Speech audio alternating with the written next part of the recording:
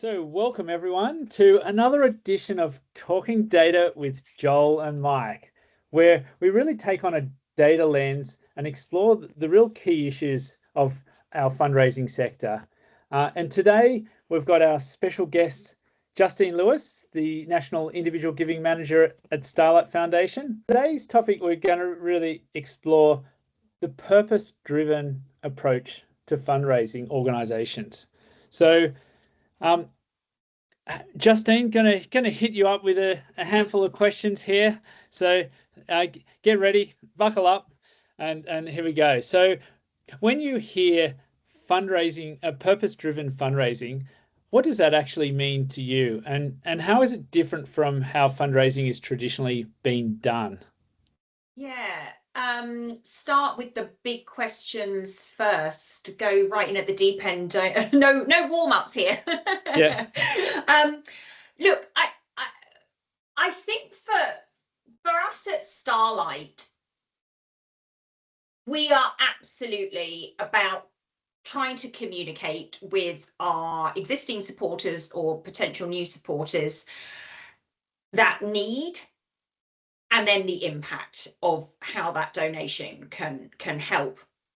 And so everything that we want to do in terms of communicating, so hopefully the outcome is that somebody donates to us, but everything that we're doing is trying to engage that supporter, invite them into the experience that the beneficiaries are having, usually the children or their families, but trying to invite them into that world so that it isn't just a transaction where we're trying to hit them up for money. We're trying very hard not to treat supporters like they're a cash machine.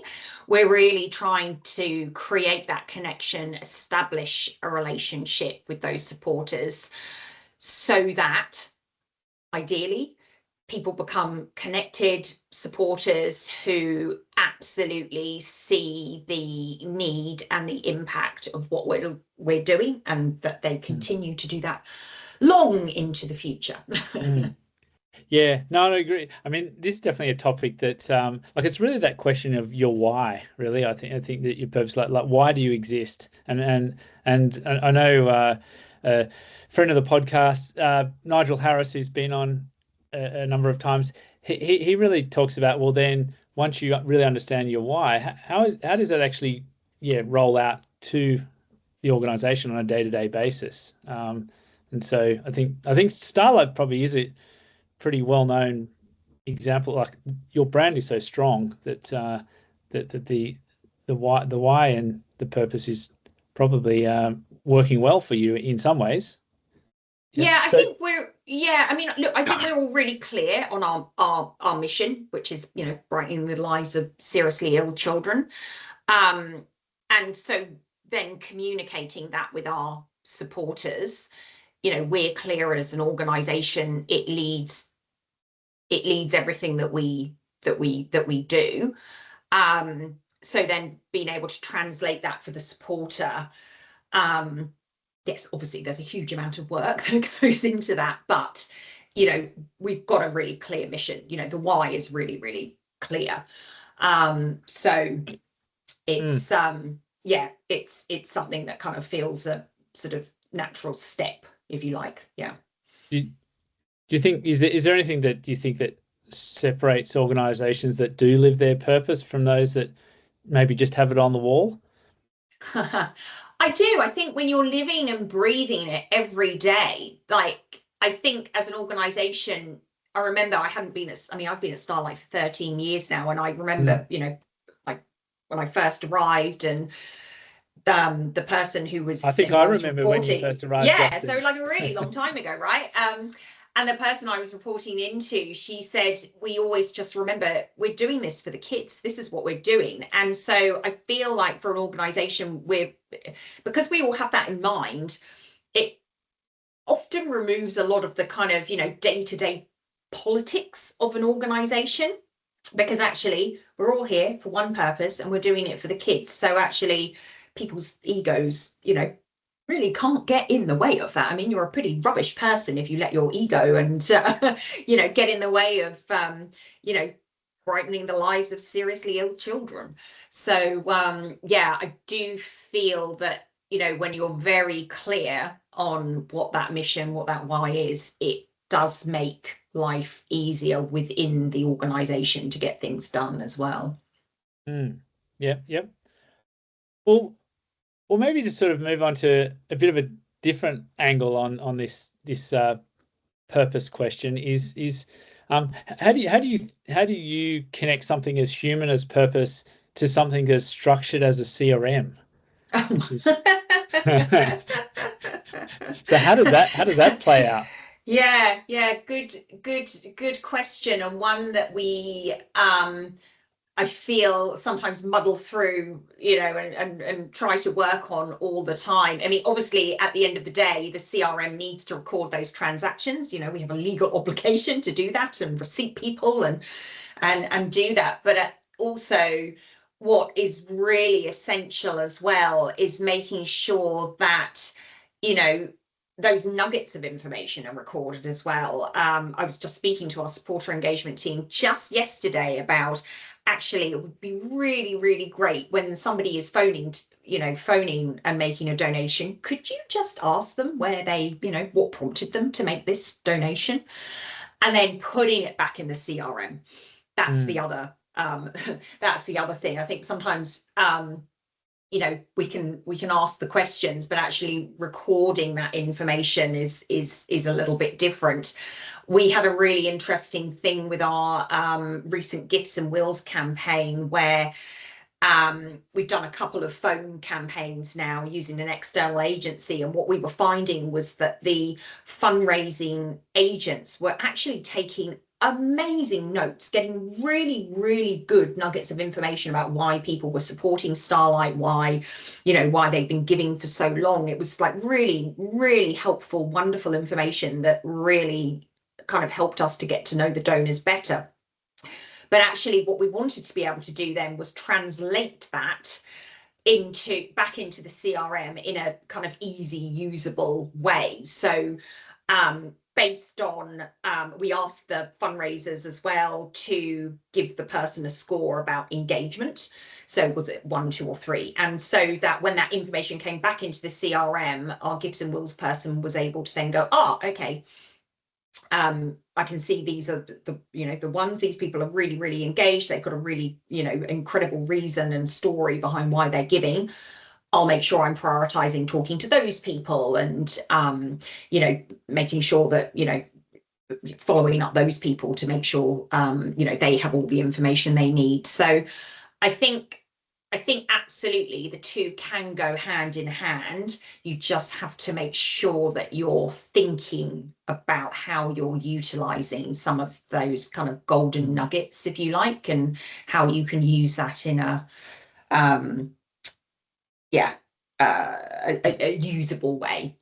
yeah, Is there like obviously the reverse of that is to for those who aren't engaged to try and understand why they're not engaged? Yeah. Hmm. Yeah. Same again. And so, Yeah.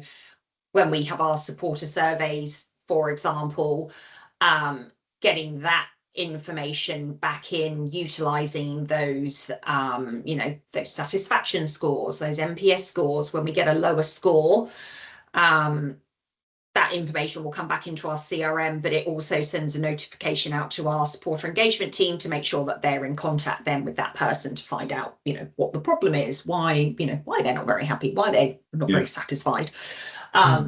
So yeah, capturing that information, but again, being able to utilize that information in a, usable way, in an actionable way, I think is really, really, really important. Yeah, because it's important thing for people to realize too is that sometimes, when you're leveraging information in that sort of way, there can be inherent biases because, like, for example, if I get a good score from a phone call because I'm in a good mood that day, then subsequently I'm going to be followed up and so on. But I could be equally just as supportive And so how the data is used needs to be, in my mind, needs to actually be thought through at times, because sometimes you can just continue to communicate to certain people, and their scores, because of the type of communication, are going to get stronger. But there's people potentially being left on the shelf because they're not getting the relevant communications in how these sort of systems sometimes are used. Hence why I think it's important to always, look at it from a broad sense, and not to necessarily leave donors or fund supporters on the shelf, so to speak, and utilize CRMs. Yeah, I think that's when, because you do have so much information in the CRM. So then, if you can see that people are opening your emails and then clicking through on them, of course, then that's another really good indicator of engagement. So, you're not just utilizing one kind of area. You've got to get really kind of clever about, what other engagement signals you're utilizing from the data. Yeah, exactly. Because to me, I see it as we're using the tool to build relationships and connect people, as opposed to who we filter out and stuff and not necessarily communicate to. It's more about helping us build stronger, broader relationships. And yes, there's going to be nuggets and all that amongst that, but the tool is a way of allowing us to be able to build lots and lots of relationships, more so than what we would physically be able to do from a personal perspective, right? You know what I mean? That's the part of the key. Yeah, it's an interesting experience that you shared, Justine, because we equally work with quite a range of organizations where I'd say their passion and purpose is really high, like probably up to where you guys are, yet they got like real challenges with their CRM and I think sometimes obviously maybe passion purpose alone doesn't quite get you there. You've somehow got to get that next level of putting in really well thought through processes and training and also things with your team to glue it all together. Because I always think that those systems and processes and those how you move operationally, that's the foundation. I mean, that's the other part. It kind of has to go hand in hand, because if you don't have those things in place, then things can get quite messy and chaotic quite quickly. I think anyway. Yeah, no, you definitely can hear that. I mean, in fact, I guess maybe that leads us to the next question, is around definitely across the sector, there's plenty of data to show that there's been quite a jump in organizations struggling to use their data for decisions. And I guess does that sort of experience match what you see, or where do you see the friction in making using data for better decisions? I actually think the friction comes from, now we get so much data. There is so much data that actually, again, things can become very noisy and chaotic quite quickly if you're not looking at it in the right way. So I think sometimes, there's that, kind of analysis paralysis, and, you've got all this information. What does it actually mean? Is it actually helping you to run your, is it helping you to run your fundraising program, right? We have a very large scale face-to-face program. And I feel like for us now, we're really able to nut down, okay, actually, it's, we've got a real issue with cancellations from people signed up by this subcontractor with this supplier, even down to the actual fundraiser. And so actually operationally, you're able to move on that really quickly. The data's there really quickly and, pretty much real time. We can move on that really quickly.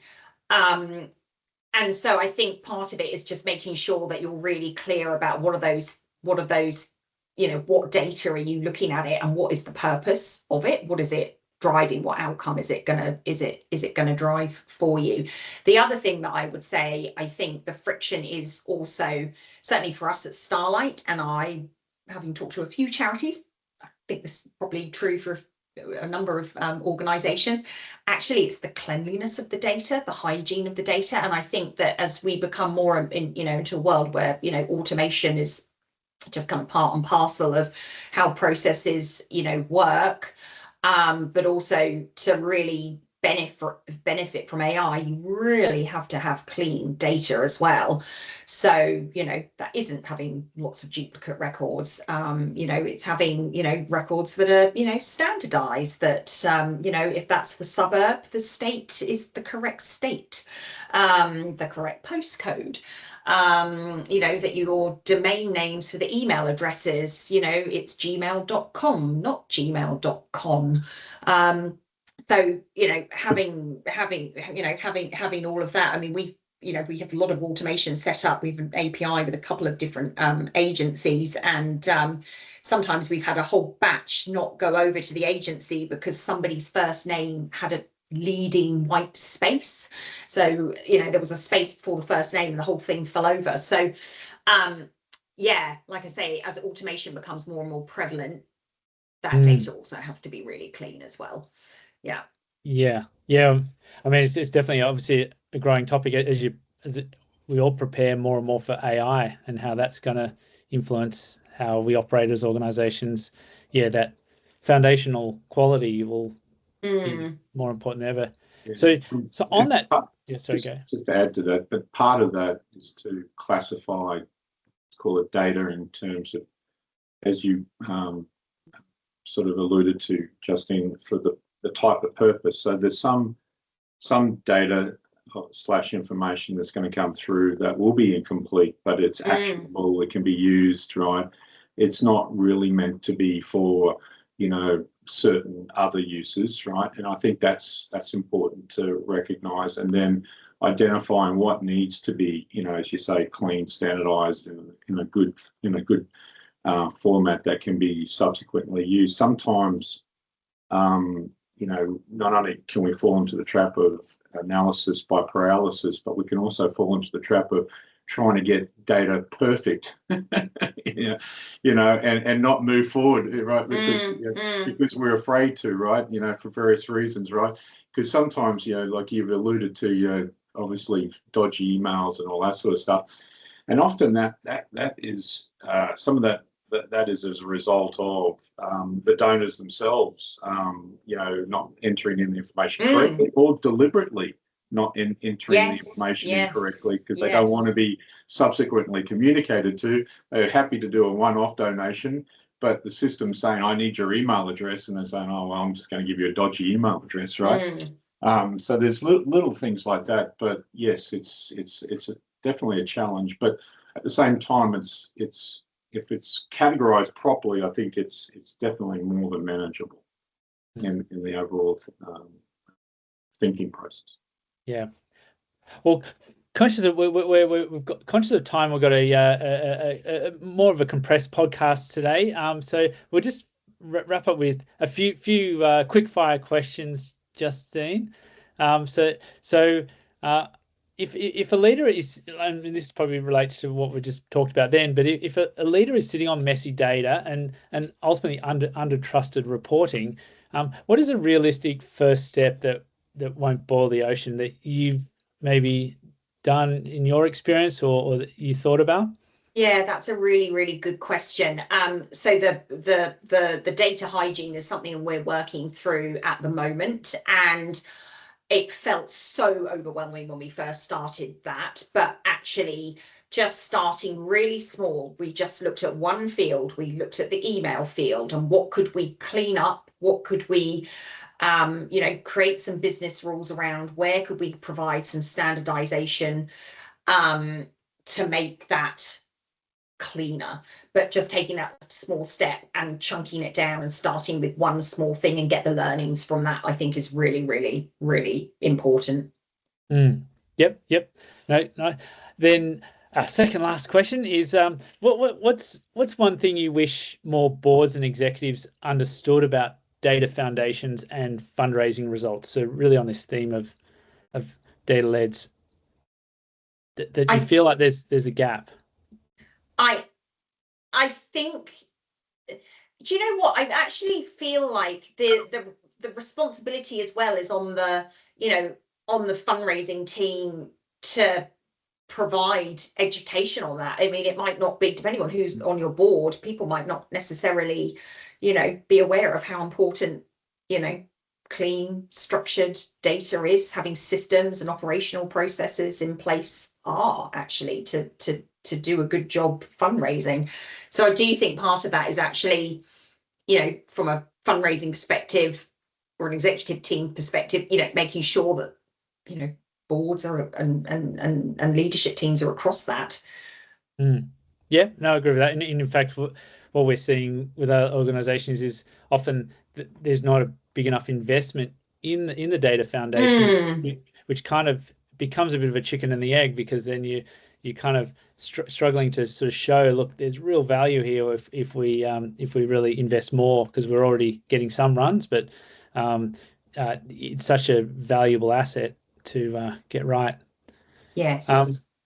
So onto a final question, and maybe this is both Justine and Mike can have a go at answering this. But so looking ahead, what makes you optimistic about purpose-driven fundraising? I know today we've spoken a bit about purpose fundraising, and then we've moved on to a lot of data technical pieces. But what would you sort of message out there in terms of the value of purpose-driven fundraising? I feel like certainly for us at Starlight, we have so many stories of incredible impact to share, and that impact is only possible through the donated dollar. And so that's always exciting to be able to share those stories of impact, and essential, obviously, so that people see, how their money is being used. But yeah, certainly for us, I think sharing those stories is just so important. And get that spread out to all the stakeholders, and then obviously all your supporters. Yes, definitely. Michael, any like thoughts? To add to that, obviously, my thoughts are that, for a charity to be successful in today's day and age, just as Justine was saying, you got to share those stories. It's a relationship. You're building a relationship between you and the 100%. donor, and what you're trying to achieve, right? Whether you're helping children or animals or the environment and so on, it's connecting those all together, all those stories. And stories have always been a very, very powerful means of communication. So it's about stories and relationships, and obviously things like CRMs and all that sort of help facilitate that. But it's important that we don't forget that there's a major human element in all of this, right? So true. Yeah, and that's what we've got to keep front of mind in my mind in terms of how a purpose-led strategy is going to be successful. There's humans involved in all of this. 100%. And like I said at the start, we must not think of our supporters as cash machines, because they're humans, exactly like you say, Michael. And it's our responsibility to engage and connect with them and bring them on that journey. That's really important. Yeah. All right. Well, we might wrap up today's podcast there, and I'd like to thank Justine for joining us today. No problem. and Mike, thank you as well, as always. And we'll look forward to seeing you all again in our next session of Talking Data with Mike and Joel and Justine this time. Thanks so much, guys. Okay, Bye. Bye.